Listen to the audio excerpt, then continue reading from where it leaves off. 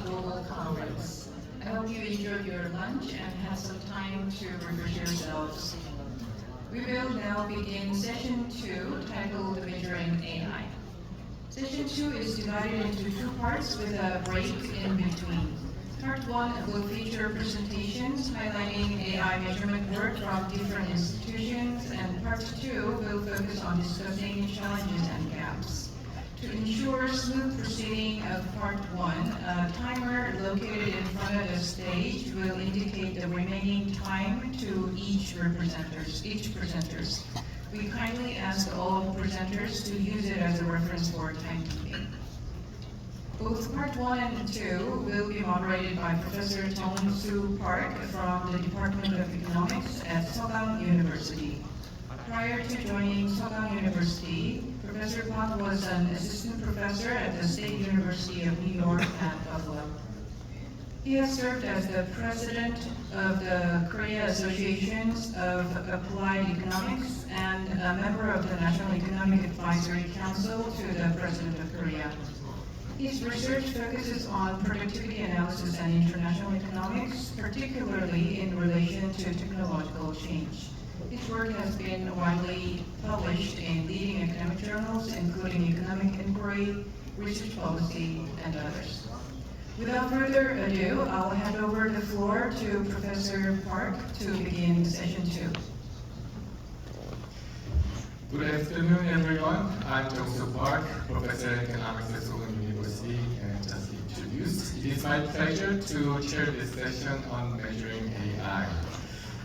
This session is about the growing demand for solid and timely AI indicators that can be compared across countries, so we can understand how AI is affecting our economy, our labor market, and our societies. This part of session 2 will focus on presentations about how we measure AI, its adoption, impacts, and policy relevance. We have an excellent lineup of speakers here in Korea and also abroad online. I look forward to sharing the presenters' insights from their institution's work. As for the format of the presentation, we will first have a series of presentations, about 70 minutes, then open the floor for the Q&A, about 20 minutes. As a reminder, each speaker has about 10 minutes, with the lead presentation 20 minutes. The timer, please check the timer in front of you for keeping your time. Okay? So let me begin with the first presenter. Okay? Our lead presenter is Mr. Chang-hee Yoon, Executive Principal of AI Technology Strategy Team at the National Information Society Agency. His bio is in the book, so please, he has an excellent record, so please check his bio. He will set the stage by discussing Korea's initiatives in building AI measurement indicators. The floor is yours.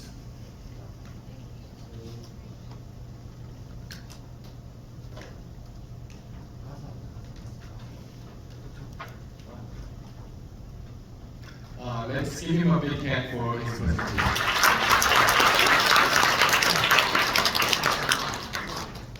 Good afternoon. It's very pleased to have a great opportunity to share Korea's government insights and research before such a great distinguished guest of COSTAT, OECD International Conference today. As everybody knows, generative AI, this technology we mentioned, is great. Generative AI rapidly emerging, but however, it remains kind of double-edged sword.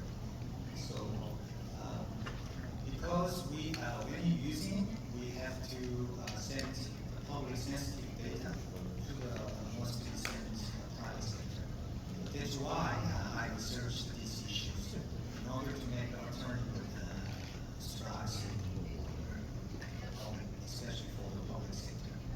So let me introduce the introduction, from introduction of Measure AI to the conclusion. I made the title of my presentation today toward a global framework for measuring AI. So, considering these sensitive issues, I tried to present, especially focus on AI evaluation model and index in the statistics field or other field.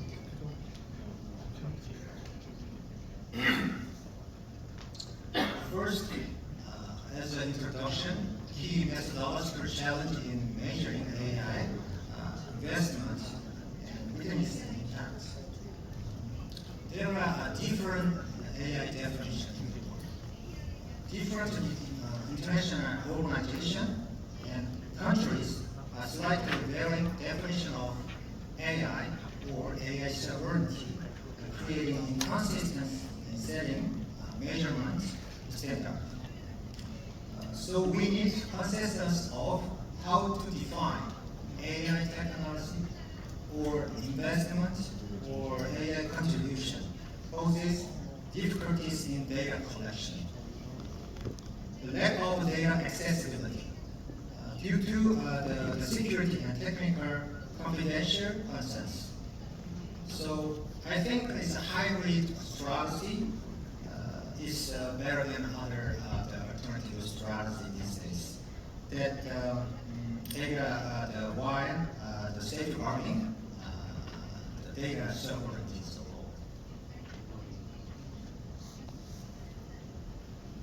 so this issues is the current issues in the world. Why sovereignty AI? That's a good important issues. Establishing national AI sovereignty is prerequisite for advancing to the level of AI powerhouse. So there are several challenges issues in utilizing generative AI. In the government-wide AI sovereignty issues, first, transfer of sensitive data. Right? It's maybe. Second is increased cost due to monopoly. If certain private companies monopolize, the government becomes dependent and future cost negotiations may become difficult. The third one is the lower public interest. If large-scale AI models like ChatGPT are operated for profit in the private sectors, sustained investment for improving public services may decline. And last one is limitation in government agencies adopting AI separately.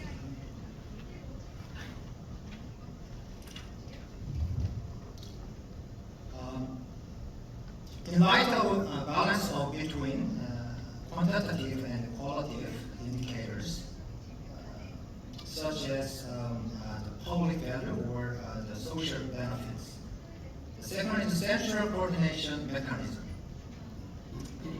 That means establish a central governance structure or data hub capable of aggregating and sharing performance data across government bodies, and composition of indicator pool to provide a standardized pool of indicators from which evaluation agencies can autonomously select, ensuring both flexibility and adaptability. And differentiation by institutional level.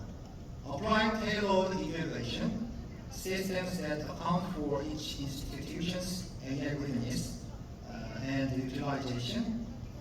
And when we made the frame, we can expect like this effects. First, we can serve as a practical tool for implementing AI investment and performance management in the public sector. During the early diffusion stage of generative AI as well. This is just out of AI evaluation model our agencies researched last year. So let me introduce the first overview, the need for AI performance indicators. It is necessary to manage whether public sector AI utilization projects are functions to achieve their goals and generate outcomes. Take a look at the bottom of the picture from initial stage until maturity stage. So new performance indicator pool is important, reflecting the characteristics and life cycle of AI project will be developing along with the supporting framework in order to establish comprehensive methodology for AI performance evaluation. In the initial stage, AI project is the construction POC stage, right? Maturity stage, in maturity stage, AI services, the operating stages.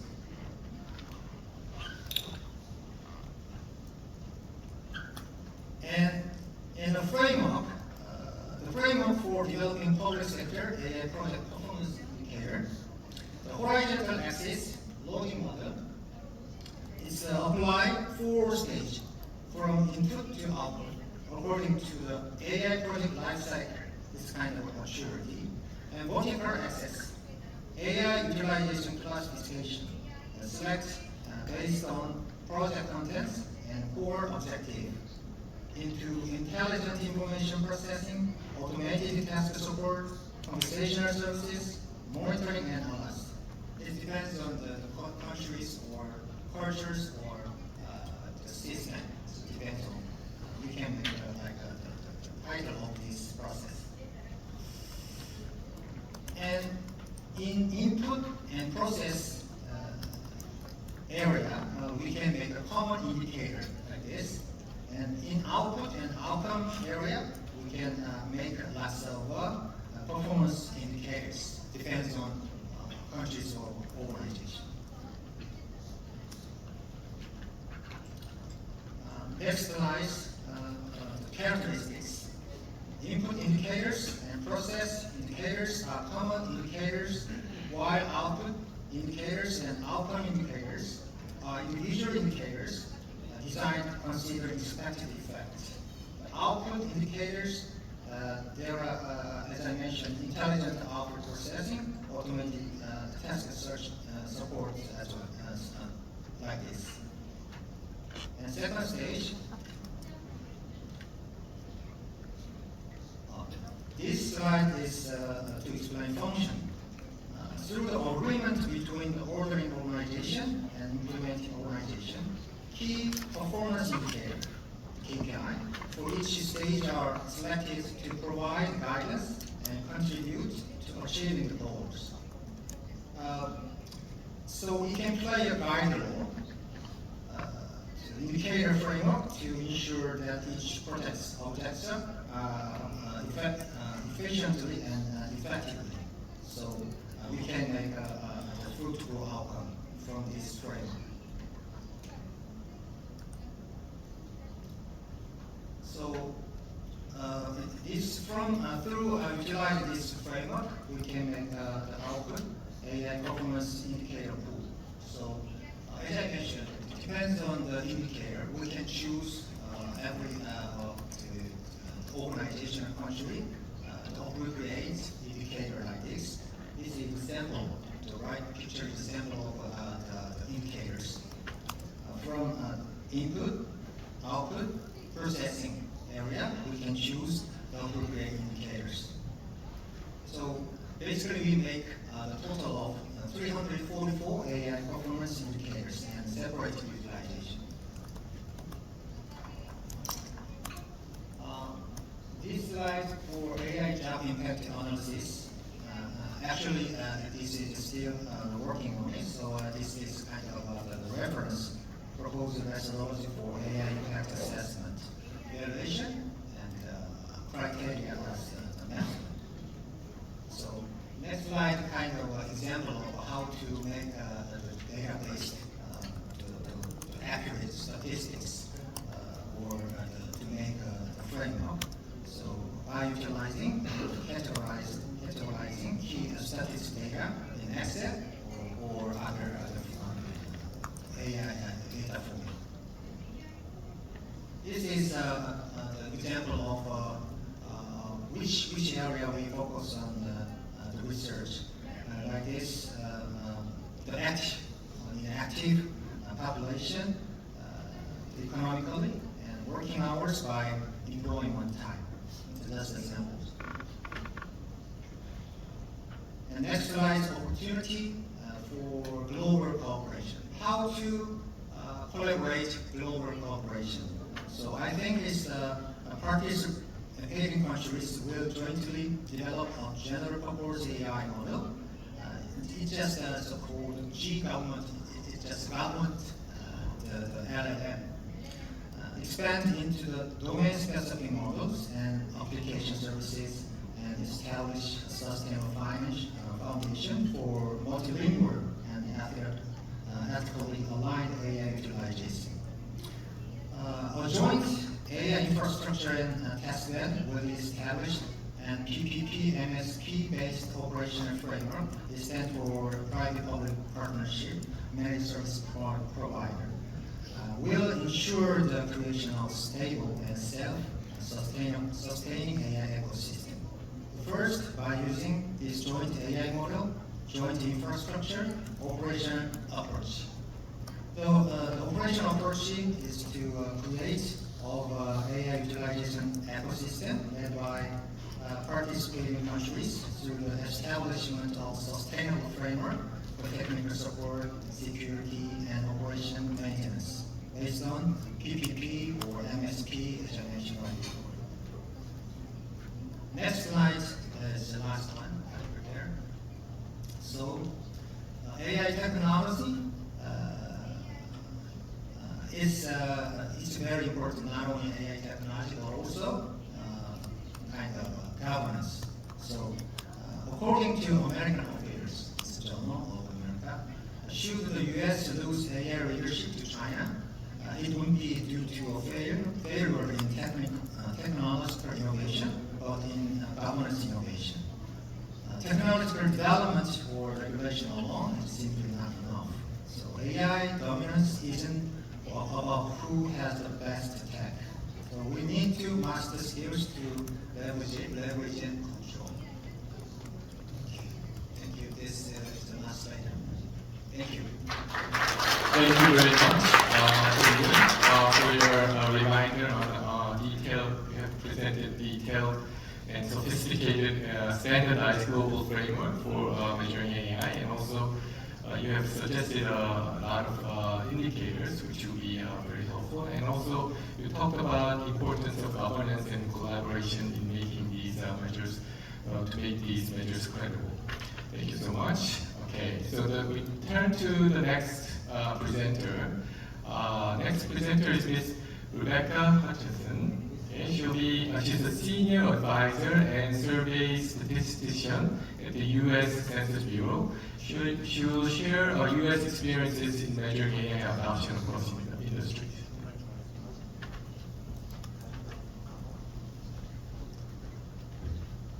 Please give a big hand for her.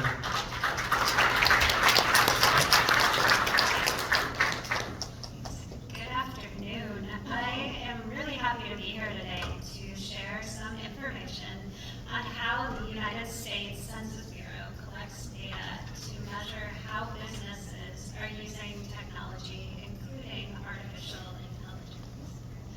I wanted to begin by providing a brief overview of the economic programs at Census.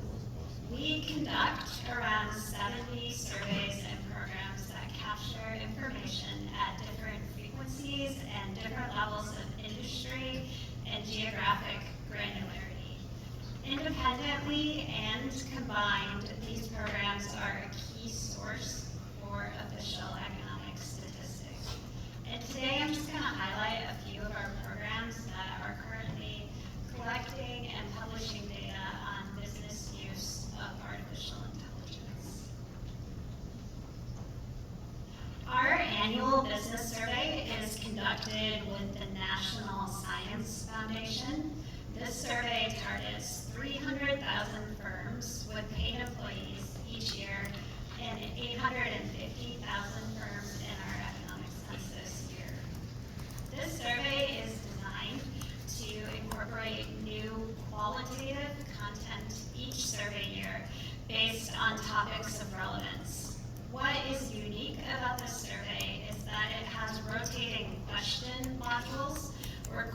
questions on specific topics are asked roughly every 3 years, and then we can track the changes to those modules over time.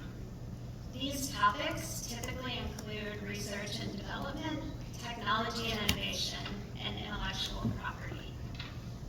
In 2019 and 2023, the annual business survey asked questions related to automation, which included robotics, artificial intelligence, cloud services, specialized software, and specialized equipment. And for these topics, firms answered questions on the use of these technologies and also the barriers to adopting these technologies. Once collected and compiled, the data from the annual business survey provide important insight into how businesses are using technology like artificial intelligence. On this slide, I have included a map from the 2018 annual business survey showing the adoption of artificial intelligence in key statistical areas in the United States. The more yellow the dot, the higher the adoption rate, and the larger the dot, the more firms.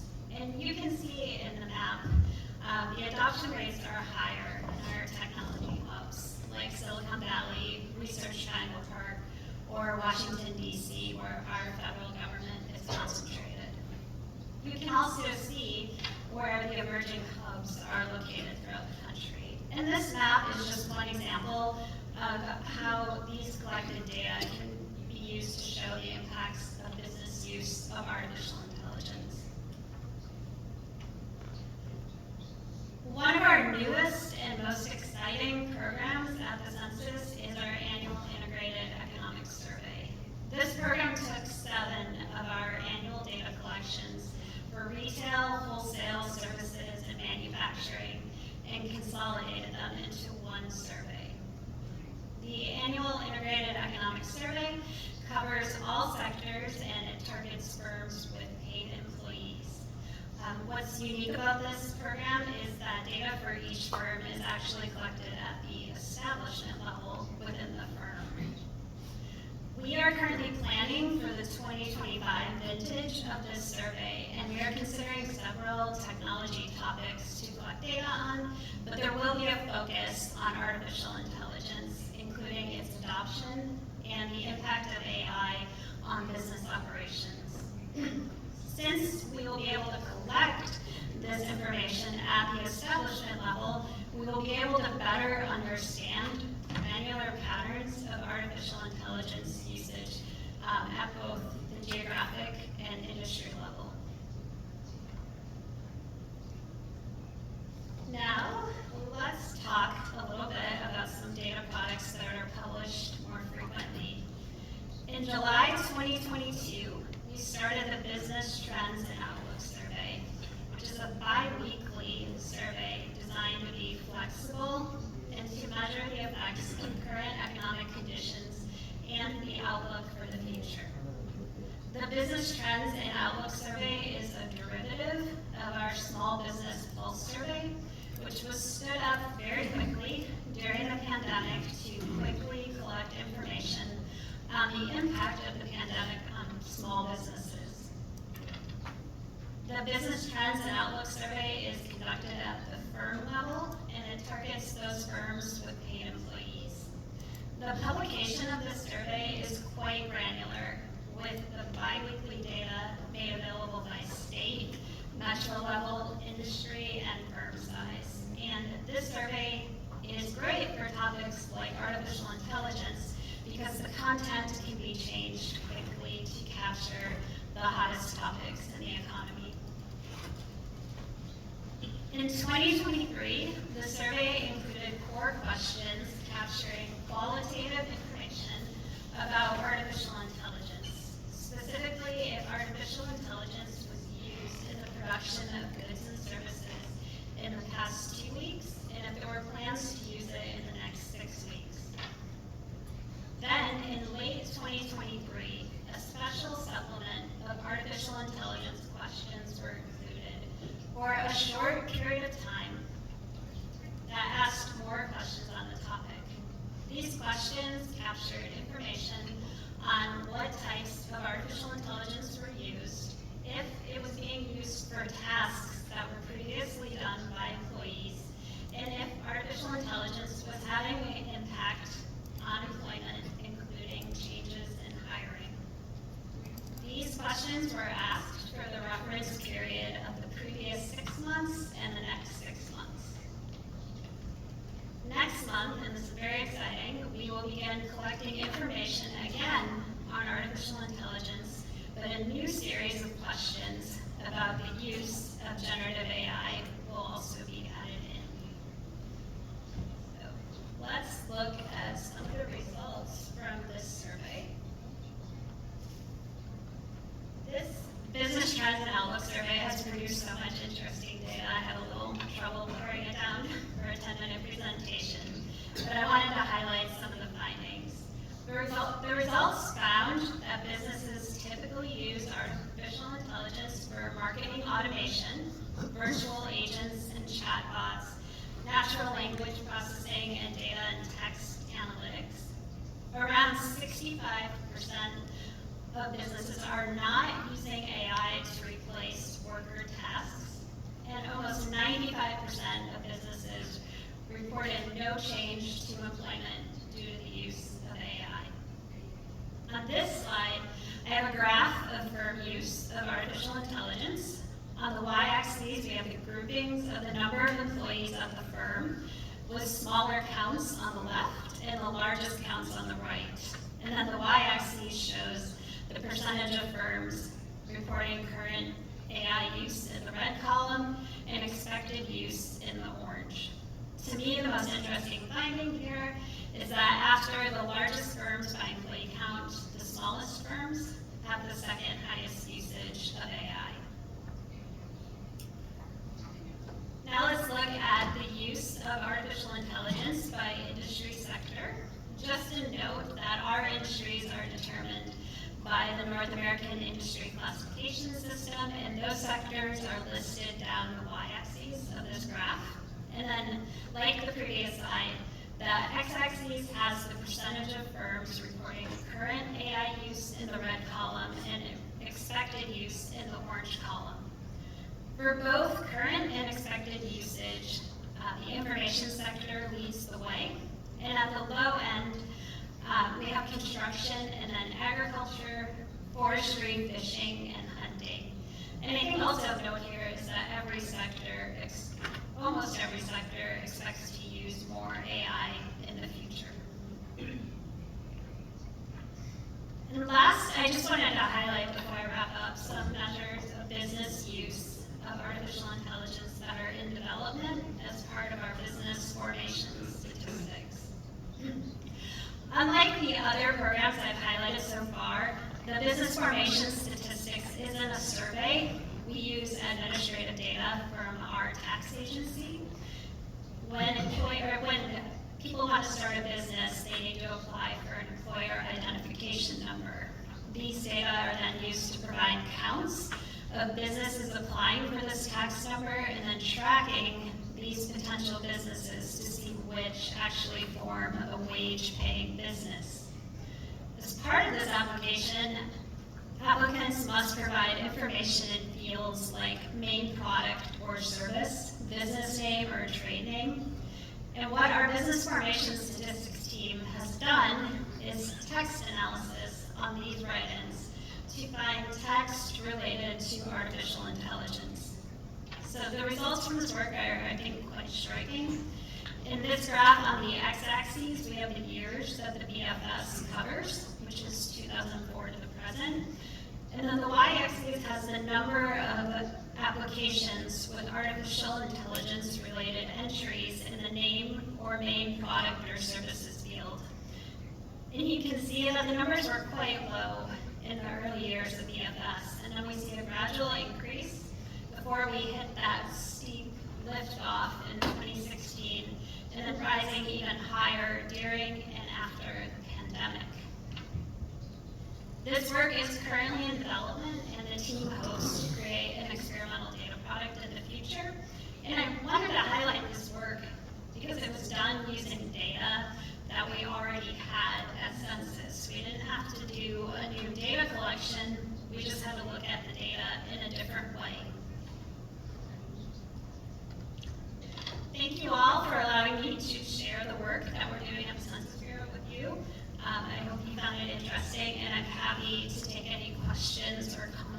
later.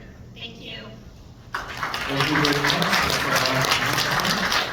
for introducing us to new developments, recent development in collecting AI variables in many dimensions. It's very interesting, and we hope to for other countries to follow U.S. case. Next presenter is joining us virtually. Okay, Dr. Daniel Roche, are you there? Can you hear me? Yes. Okay. Yes. Thank you. Good afternoon here in Korea.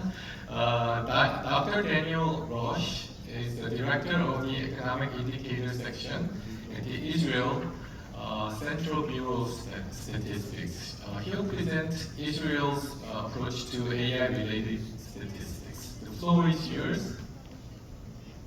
Thank you. Let's give him a big hand. Okay. Hello everyone, and thank you for having me. In this presentation, I will walk you through the steps we took in Israel to track and estimate AI adoption and the possible effect of this technological revolution on the labor market. Next slide, please. So Israel has a strong and large IT sector, both in terms of employment and share of GDP. This creates opportunities, growing demand for AI services and applications to benefit Israelis, but it also creates risk. Generative AI will replace many programmers and related roles. This dual situation pushed us closely monitor AI adoption and its possible effects on the economy and workforce. Next slide, please. To measure AI adoption and its effects, we want to inform main tools.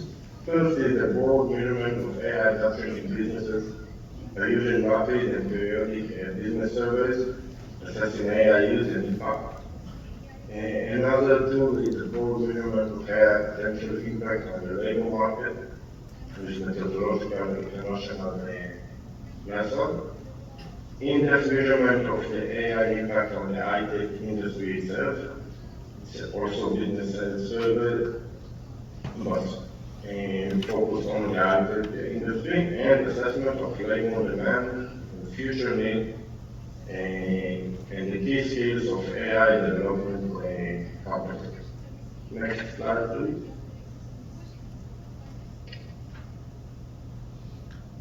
This systematic process was only possible due to an inclusive partnership between the Central Bureau of Statistics, the Central Bank, the Ministry of Economy, and the Innovation Authority, and also a non-profit research institute.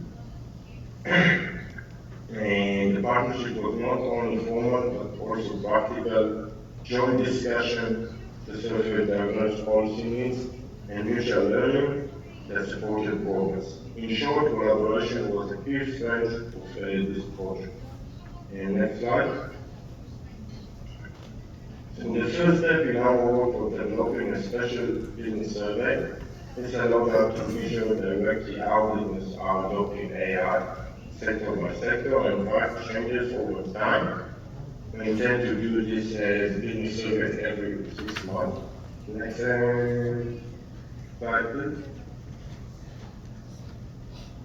A little background. During the COVID crisis, we built the technological capabilities to answer critical questions very quickly to our regular business presence. In practice, this means that if today, in early September, we decide to research a topic, for example, how many businesses allow work from home practices, then already in October, a representative sample of managers and businesses will receive this question as a part of the monthly business analysis. This ability makes the tool especially useful for tracking something as dynamic as AI adoption. Next slide, please. Together with our partners, we developed a new questionnaire learning from experience of other countries, also the experience of the Beatles that we share performing. And it covers several aspects. It asks about the AI adaptive and distinguish between free and paid users, which is very important.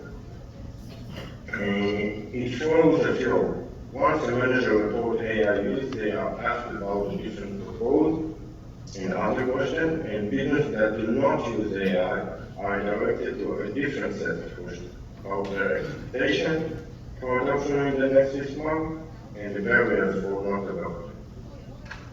Because we survey managers and not ICT specialists like the ICT survey, we also ask about the types of tasks that AI is performing, and more important, we include questions about the effect of AI adoption on the workforce in the last 6 months. This way, we capture both the present state and the near-term outlook of AI adoption. And next slide, please. In a little estimate from a small share of our estimate, you can see that 11% of the businesses in Israel are using application of AI in their application, and 17% are using AI in paid application, which means more intensive use, which indicate that. Next slide, please. We can also see that 60% of the firms in the high-tech are using AI technology. And at the same time, we can see that even in traditional industries, the adoption of AI is substantial. This shows that AI is spreading across the entire economy. It's no longer limited to the IT world. And next slide.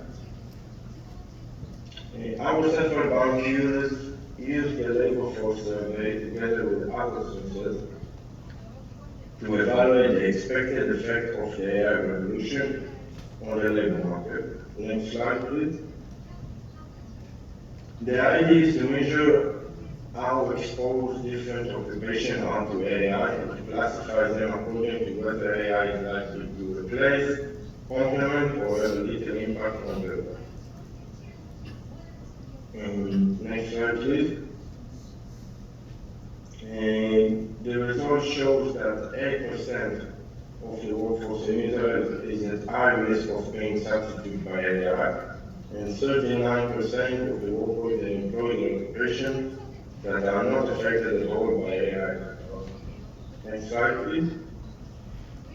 When we look at the estimates between the business sector and the public sector, we can see that 69% of the employees in the public sector are expected to receive AI-driven complement. Next slide. The last two steps are being carried out by the Innovation Authority and are still in process.